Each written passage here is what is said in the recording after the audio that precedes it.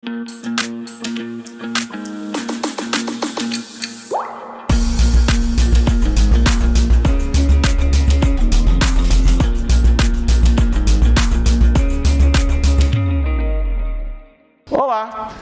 eu, professor Euclides, e a professora Juliana, vamos falar agora nesta aula sobre o nosso guia interior e o nosso holograma, não é isso? É isso mesmo. Então vamos lá começar essa aula que é muito importante para todo aquele que nós denominamos como ajudador familiar sistêmico ou terapeuta sistêmico.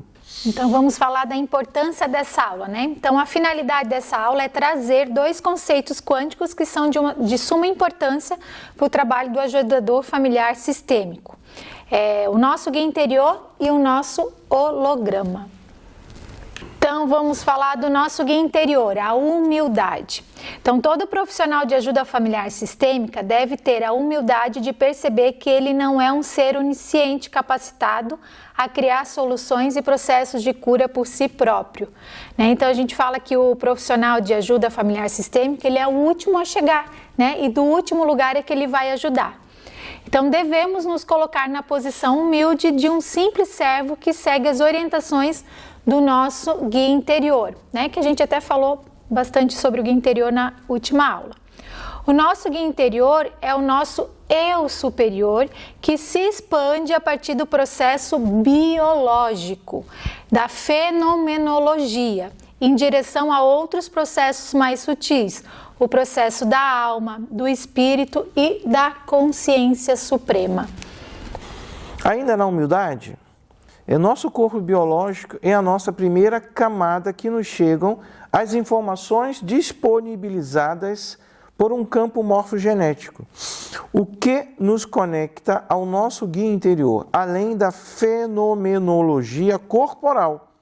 É também o nosso sexto sentido, que é o sexto sentido extraordinário, denominado de percepção sistêmica. Então é muito importante, além do guia interior, além das questões biológicas do nosso corpo, os fenômenos que apresentam com o nosso corpo, nós temos também o nosso sexto sentido extraordinário, denominado de percepção sistêmica, que é uma psicometria. Nós temos 5 sentidos ordinários: visão, olfato, paladar, audição e a forma que o nosso corpo sente as coisas. Mas só através do sexto sentido que nós podemos então perceber e extrair as informações do campo informacional sistêmico, orientado pelo nosso guia interior e pelas questões de fenômenos corporais biológicos que o nosso corpo apresenta. Nosso guia interno não se trata somente de uma questão biológica, mas sim de algo maior e sutil, uma energia. O nosso guia interior não atua somente durante o trabalho profissional de ajuda familiar sistêmica. Ele está presente em todos os momentos de nossa vida, nos dando pequenos golpes para que possamos perceber qual é o caminho ideal que devemos seguir, ou seja, uma nova forma de caminhar, recalculando a nossa rota. Então, o guia interior, os fenômenos corporais e o sexto sentido, tudo na verdade é uma coisa só, que se apresenta de 3 formas diferentes. Nunca vai haver uma contradição. O guia interior está nos falando algo internamente e o nosso corpo está dizendo outra coisa. E a nossa percepção ainda entra no páreo percebendo outra coisa. Não, tudo é um processo só. Quer continuar, Juliana? E é importante, né? É super importante, então, para acessar o nosso guia interior, estar no momento presente. E no momento quando você está como constelador, como um profissional de ajuda dentro do consultório, estar focado, ter feito o seu centramento para poder acessar, né, com clareza as informações que o guia quer passar. Então, a tomada de consciência, ainda falando do nosso guia interior. O nosso guia interior está em contato com tudo que está ao nosso redor, a fim de que o holograma possa se firmar em nossa vida. Então, o guia interior tenta mostrar ao cliente a necessidade que ele tem de tomar consciência para assim conectar-se com o holograma do seu propósito de vida. Aquilo que o Euclides falou, né? Muitas vezes o nosso guia interior ele nos dá golpezinho, aparece alguns conflitos justamente para a gente perceber que nós não estamos no caminho certo, que nós não estamos caminhando de uma forma que leve, que ligue ao nosso holograma. Então, dessa forma, a energia do guia está a serviço do holograma e do propósito de vida de cada indivíduo. Antes da gente entrar no holograma, especificamente, eu quero falar um pouquinho mais sobre o guia interior. Muitas vezes nós somos perguntados, né, Juliana, se esse guia interior é um guia espiritual, se é uma entidade da Umbanda, ou um ser indiano, ou algum santo católico. Gente, o nosso guia interior, quando você tem o seu sistema de crenças religioso, todos nós temos crenças, e você acredita que você está sendo conduzido pelo seu guia da Umbanda, do Candomblé, o seu guia de luz, seja o que for, tudo bem, não tem problema. A questão é que quando você estiver aqui no seu trabalho, dentro desta visão das leis sistêmicas, você vai chamar de guia interior, mesmo que você perceba que é o mesmo guia que te ajuda lá na sua religião. Não tem problema nenhum. Bert não fez qualquer tipo de alusão às religiões, até para que não houvesse essa contradição de uma religião excluindo a outra, ele chama de guia interior.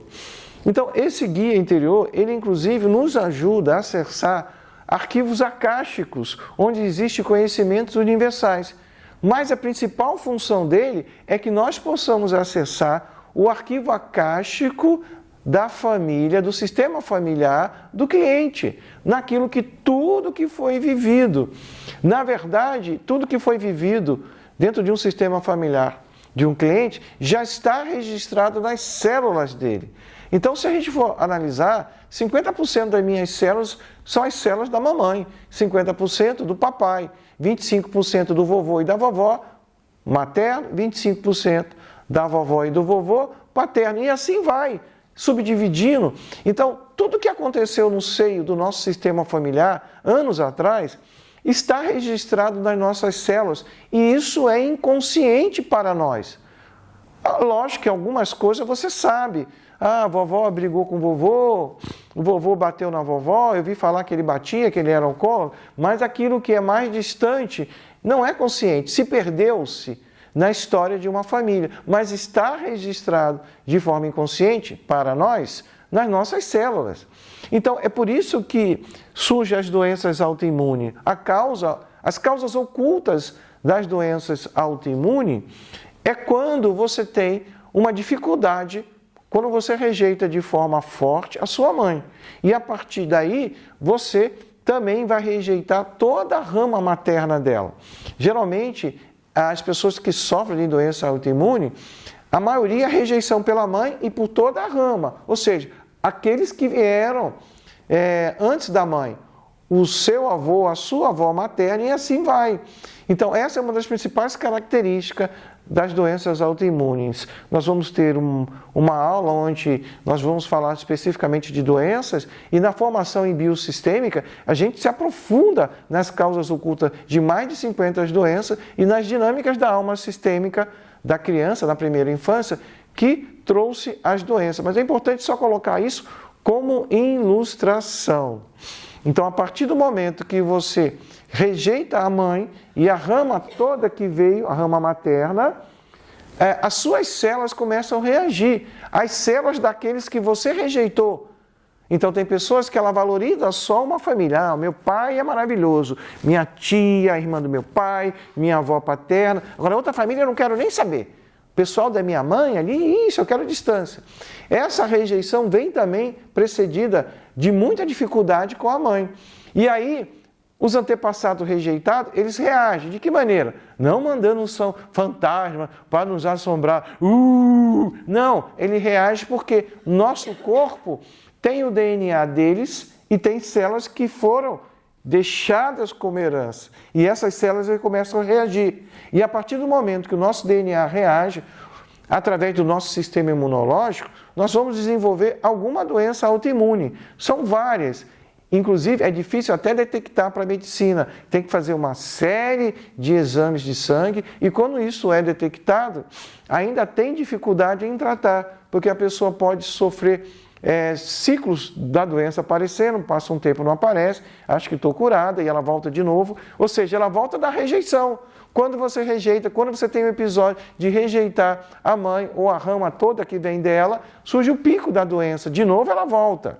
Então, a medicina tem a sua forma de tratar as doenças autoimunes, que são difíceis de serem tratadas.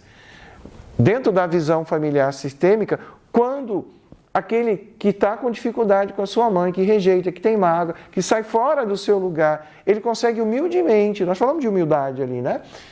Quando ele humildemente, ele pede perdão para sua mãe, ele se reconcilia verdadeiramente na sua alma, com a alma da mamãe, e aceita assim, humildemente, toda a herança maravilhosa que aquela rama nos trouxe, ele tende a se curar. É aquilo que nós chamamos então dos milagres, que é a constelação familiar sistêmica, que é a hipnoterapia sistêmica, que é a ferramenta terapêutica usada pela parapsicologia sistêmica, pela biosistêmica, ela traz. Então fica aquela coisa assim, nossa, houve uma cura realmente, como isso se deu? Aí muitas vezes a pessoa vai fazer os exames de novo e o exame não apresenta mais nada. Então eu acho que isso é muito importante que vocês tenham noção. Eu trouxe aqui o exemplo das doenças autoimunes. Até é importante entender isso que o Euclides está falando, o exemplo, né, da doença autoimune é um exemplo para mostrar que quando a gente rejeita, e essa doença ela veio justamente pela exclusão e para mostrar o quanto quanto é pesado a vida para você quando você tem essa exclusão de uma rama, né? Não só da mãe, mas de toda a rama materna. E essa doença, ela vem não como um castigo, mas para mostrar para você que quando você inclui mamãe e todos aqueles que vieram antes dessa rama materna, você não só tem a possibilidade de ter um processo de cura, de ter um processo de uma vida mais saudável, mas de ter uma vida como um todo mais leve, com prosperidade, com abundância, com bons relacionamentos. Então a doença às vezes, é o que a gente chama, é um chamado para a vida, porque você não está olhando para a vida, você está em direção à morte. E aqui a gente está falando o quê? Justamente sobre isso, sobre guia interior e sobre holograma. E a gente só acessa o nosso holograma olhando para onde? Para a vida. Olhando para onde? Para o nosso destino. Então, a doença autoimune, como a Juliana falou, não vem para punir. Ela vem para mostrar que ninguém pode ser excluído. Tudo que a gente exclui volta mais rápido. O que foi desrespeitado em relação às leis sistêmicas?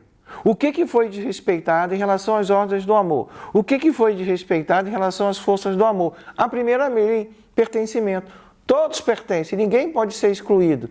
Então essa exclusão, de fato, ela não ocorre. O que ocorre é que alguém ou várias pessoas daquele sistema familiar não está sendo reconhecido.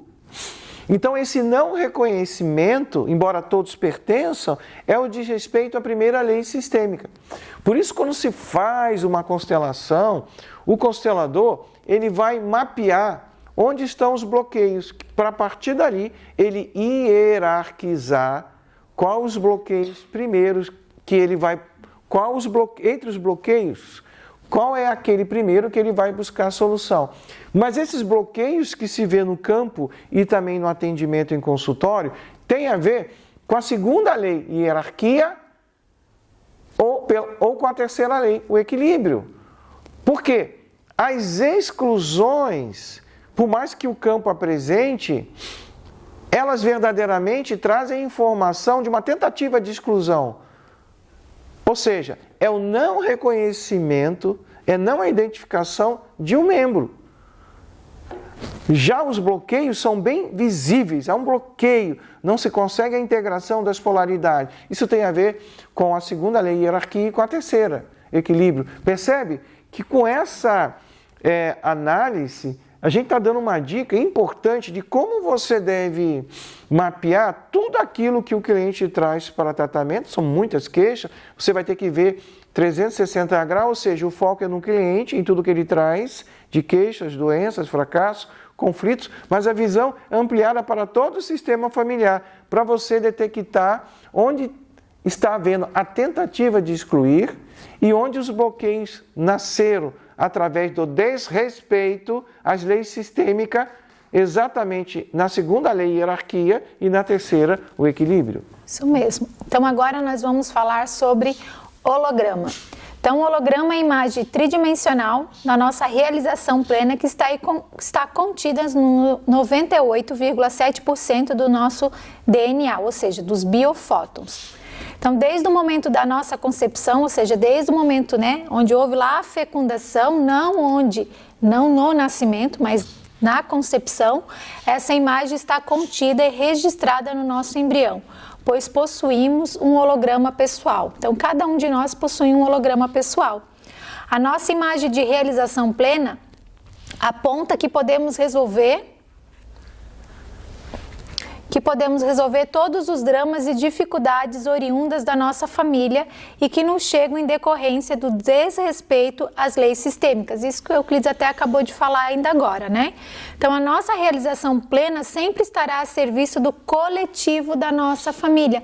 Então, percebe, tudo aquilo que a gente falou anteriormente, de estar a serviço do coletivo, faz muito sentido agora, Então, quando a gente não olha para todo esse coletivo, quando a gente não olha toda a nossa família, quando a gente não honra, quando a gente não agradece, como é difícil a gente acessar o nosso holograma, como é difícil a gente acessar o nosso propósito de vida. Então, em síntese, o nosso holograma nos diz e aponta para duas coisas importantes. Então, vamos entender mais uma vez o que é holograma. Holograma é uma imagem tridimensional que está em outra dimensão, não nessa fenomênica da matéria, ok? Ela está numa outra dimensão. A gente não consegue ver o nosso holograma. E esse holograma é tridimensional. E ele é feito, ele é criado e ele nasce no momento da concepção. Naquele momento que o espermatozoide penetra no óvulo. E de forma diferente do que a antiga biologia diz, porque existe uma nova biologia agora, o óvulo vai aceitar não aquele espermatozoide forte que chega primeiro nadando. Ele vai só deixar penetrar, pode chegar vários ali, e ele não deixa. Ele só vai deixar penetrar o espermatozoide, isso é novo, da nova biologia, que traz mais informações sobre os emaranhados, sobre as identificações, sobre os intrincamentos que existem naquele sistema familiar do homem. Então ele vai escolher, vamos dizer, o mais problemático espermatozoide. Para quê? Para que quando se funda com um óvulo, possa aquele embrião que vai gerar uma pessoa, ele ter consciência de que ele é um instrumento de reconciliação que pode ajudar o seu sistema familiar em relação aos seus antepassados que tiveram conflitos, fracassos, doenças. E aí é nesse momento todas as informações do sistema familiar do homem, em relação aos emaranhados, identificações de intrincamento, é passado. E o óvulo da mulher, ela tem 9 meses, se a criança for uma gestação normal, para passar todas as informações que vêm do sistema familiar da mulher relacionado aos emaranhados e às identificações e intrincamentos. Perceba que a mulher sempre é perfeita. Perceba que a mulher sempre é perfeita. Ela já dá um óvulo pronto, com todo o peso da família. Já o homem, ele manda uma série de espermatozoides e ela vai escolher, como forma de atração, é isso mais ou menos que a nova biologia diz, aquele que mais problema traz, que mais problemas e dificuldades traz, ou seja, emaranhados, identificações e intrincamento. E quando se forma então esse embrião, isso não é uma escolha para assassinar, para destruir o futuro daquela pessoa que vai nascer, é para que ele se coloque como instrumento de reconciliação. Por quê? Porque o holograma ele tem duas finalidades. A primeira, a nossa realização plena, o nosso propósito de vida, que a gente serve ao nosso sistema e a outros sistemas maiores, e a nossa realização plena, que é esse propósito de vida. Então, a realização plena, que é o nosso propósito de vida, que a gente serve ao nosso sistema e serve também a outros sistemas maiores que nós estamos inseridos. A segunda finalidade do holograma é mostrar que todas as dificuldades que nos chegam e que são pesadas e que vêm da nossa família, nós temos condição de criar soluções. através desse posicionamento como instrumento de reconciliações. Então, a vida pode estar muito pesada para você, mas quando a gente consegue se conectar ao nosso holograma, começam a haver soluções, porque o holograma traz, em síntese, duas informações. Ele tem duas finalidades. Ou seja, ele nos conecta à nossa realização plena, ao nosso propósito de vida, onde a gente serve ao nosso sistema familiar e a outros sistemas familiares, e qualquer dificuldade que nos chega e que vem do nosso sistema familiar, na forma de emaranhados, identificações e intrincamentos, nós temos força suficiente para criar soluções e processos de curas coletivas. Percebe? Então, isso só é possível, primeiramente, quando a gente e o cliente, né, a gente na nossa vida, a gente vai ajudar o cliente a o quê? A que ele esteja na postura de adulto. A postura infantil, as posturas de criança, elas nos afastam dessas duas informações que o nosso holograma nos traz. Então, por mais difícil que esteja a vida, nós temos que ter essa conexão com algo maior. E é através do nosso holograma, nos processos de meditação, de oração profunda, que a gente se conecta com a consciência suprema, com Deus, com Jesus, com Buda. Não interessa a forma que você interprete Deus, onisciente, onipresente.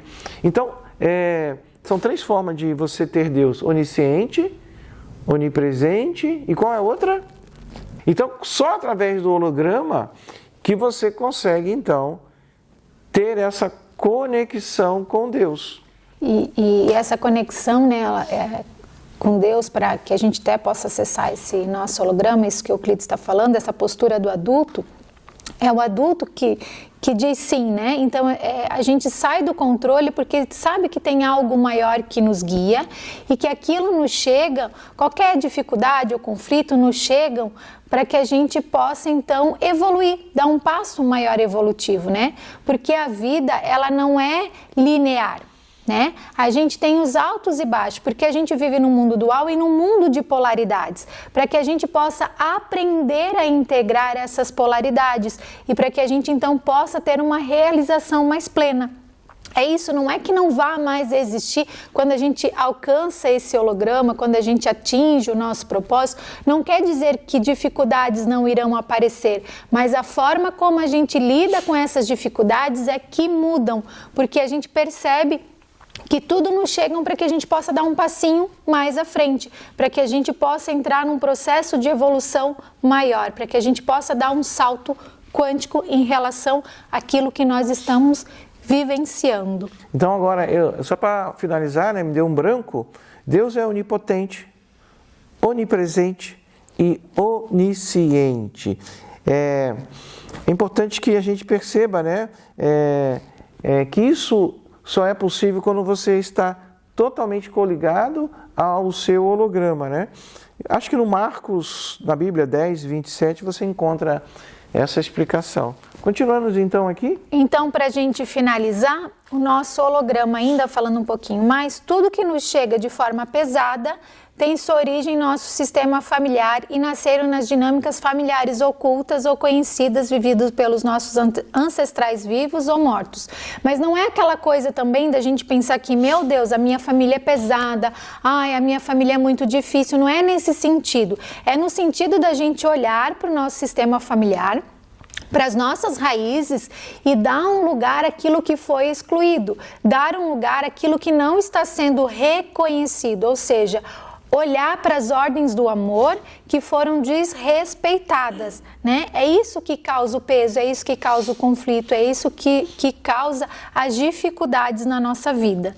Então, sempre haverá uma causa aparente e uma causa oculta para todas as nossas dificuldades, sejam as doenças físicas, as emocionais ou as comportamentais, além dos fracassos e conflitos que ocorrem em nossos relacionamentos familiares, afetivos e também nos profissionais. Qualquer forma de terapia que não seja com base nas leis sistêmicas, ela olha para aquilo que o cliente traz e que são as causas aparentes. Então, quando você trabalha sob a ótica desta terapia sistêmica, parapsicologia sistêmica, biosistêmica, você tem um foco no cliente, em tudo que ele traz, que são as causas aparentes. Mas a sua visão é ampliada para todo o sistema familiar, onde estão presentes as causas ocultas. As causas ocultas nascem nas dinâmicas familiares ocultas, desconhecidas ou mesmo conhecidas pelo cliente e que vão fazer com que crie uma ressonância limitante e que vai tomar a vida de muitos descendentes. Então, por exemplo, uma pessoa te procura para tratamento ou para fazer uma constelação dizendo que ela tem muita raiva. Ela quer constelar a raiva dela numa constelação em grupo. Ou ela quer tratar essa raiva porque ela sabe que isso está fazendo muito mal para ela. Inclusive, ela já teve um câncer que ela tratou de maneira precoce e conseguiu o seu processo de cura. E ela chegou à conclusão que essa raiva que ela tinha do ex-marido por ter sido trazida, isso está incomodando a vida dela. Porque ela não consegue falar bem dele para os filhos, ela já teve um câncer, então a causa aparente do câncer, de acordo com ela, é essa raiva que ela alimenta, né? A causa aparente para ela te procurar um tratamento em consultório é essa raiva, porque isso já trouxe processo de doenças para os filhos, porque ela pratica parentificação, que é quando um cônjuge, um parceiro, ou ex, fala mal para os filhos do parceiro, do pai ou da mãe. Só que quando a gente tem esse trabalho, o trabalho do ajudador familiar sistêmico, você segue o rastro e percebe que no sistema familiar desta mulher, eu trouxe uma mulher no exemplo, mas pode ser um homem, né? Houve muitos casos de infidelidade, pessoas que traíram e pessoas que foram traídas, trazendo então processos de raiva, de vingança. Então, quando o cliente se coloca como instrumento de reconciliação atemporal e deslocalizada, para olhar primeiramente, tomando consciência, são tomadas de consciência, para toda essa infidelidade que ocorreu, a mamãe foi traída, a vovó traiu, o vovô traiu, etc. Ela consegue então dissolver essa ressonância que foi criada pela causa oculta. A causa oculta são as dinâmicas de infidelidade que ocorreram em vários relacionamentos afetivos que houveram antes. Aí, ela dissolvendo essa ressonância, porque você identificou a causa oculta, vai começar uma nova ressonância de possibilidades, fazendo com que a raiva que ela sentia do ex-marido por ter sido traída seja dissolvida. Porque a infidelidade é responsabilidade de ambos no relacionamento. Não interessa quem foi aquele que foi infiel. A responsabilidade é dos dois. São várias dinâmicas que geram infidelidade. Quando um não está presente no casamento, por exemplo, muitas vezes a mulher tem um aborto e ela fica presa ao morto, que é essa criança abortada. A alma dela fica presa à alma da criança. E aí ela não consegue mais estar no relacionamento. Uma das dinâmicas que gera o aborto, porque todo aborto, seja ele espontâneo ou provocado, ele gera consequência para o casal. E uma das consequências é que ela não está mais presente ou deixa de sentir um sentimento que ela sentia antes. E aí isso faz... Não estou justificando a infidelidade. Isso faz com que aquele que se sentiu abandonado, isso é inconsciente para o casal, ele vá tentar buscar na amante ou no amante aquilo que estava faltando no relacionamento. Então, conscientemente, ele quer buscar uma mulher para fazer sexo, já que a mulher dele talvez não tenha mais condição de, com frequência, praticar. Mas inconsciente não é o sexo que ele está procurando. Porque a causa aparente para que uma pessoa vá buscar uma amante pode ser falta de sexo, falta de carinho, o amor já não existe, seja uma série de coisas, mas isso é a causa aparente. A causa oculta vem do sistema familiar e de ambos. Então a infidelidade é a responsabilidade de ambos e deve ser buscado a causa oculta. Quando um casal existe a infidelidade, está presente a infidelidade nos dois sistemas familiares. Então, pode ser que em um sistema existam mulheres que traiam mais, e no outro, do marido, existem homens que são mais traídos, ou vice-versa. Porque sempre quando um casal se junta, tendo aquela chama da paixão, um amor à primeira vista, na verdade é o sistema familiar de um que escolhe o sistema familiar de outro Porque aqueles emaranhados que estão contidos aqui poderão solucionar num conflito, caso eles olhem para isso com reconciliações, esse emaranhado que está aqui. E esse emaranhado que está aqui nesse sistema pode, no conflito, na dinâmica pesada, pode ajudar a dissolver esse emaranhado quando ambos se colocam disponível como instrumento de reconciliações do sistema familiar dele e dela e também naquele conflito que o casal vivenciou, seja infidelidade ou seja outra dinâmica. Você quer completar, Juliana? Não, eu acho que é isso, acho que ficou bem explicado. Então, até a próxima aula. até.